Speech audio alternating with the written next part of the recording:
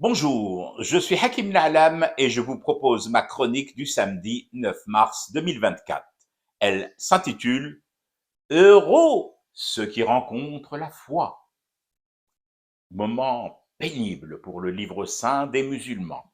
Le Coran a été malmené comme un torchon.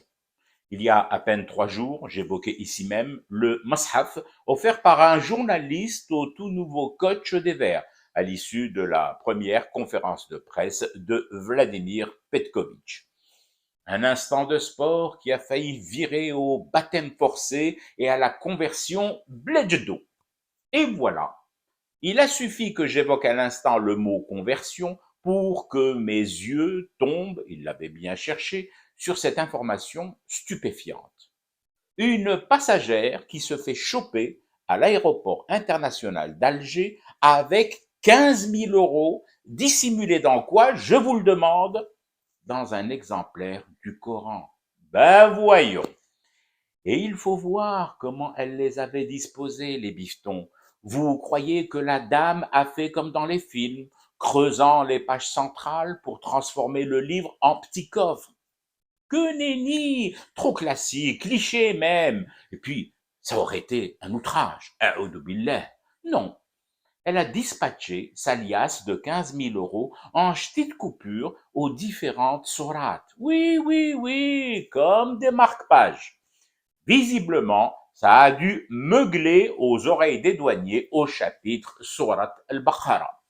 Et quelle ne fut la surprise de ces mêmes pauvres douaniers lorsqu'interrogée, la sainte euro de Sidi Tarmac Ouariboumedienne, en pleurs et en beugles, leur a déclaré, pour donner le change, oui je sais, elle était facile celle-là, leur a donc déclaré Wallah que c'est de l'argent halal, honnêtement gagné. Mon Dieu, le Saint-Coran transformé en blanchisseuse divine.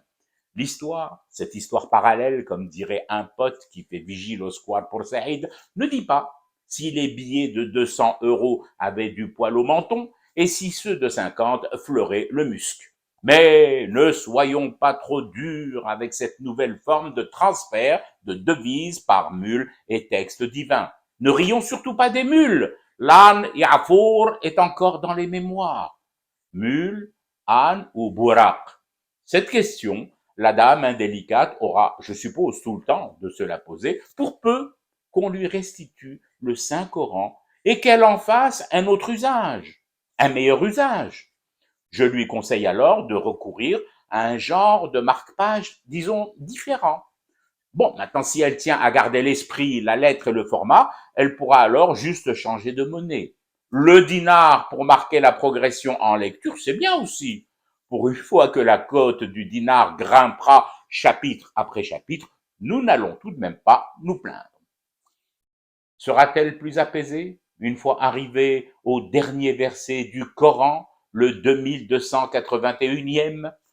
Craignez le jour où vous serez ramenés à Allah, puis chaque âme sera rétribuée de ce qu'elle a gagné, et ils ne seront point lésés. Mon Dieu, tout de même, 15 000 euros pour en arriver à ça, encore une histoire de rétribution. Vite, vite, vite, mon livre sacré, mon unique ouvrage de référence et de chevet, le thé, la théière et la menthe religieuse. Je vais enfumer quelques pages pour rester éveillé à ce cauchemar qui continue.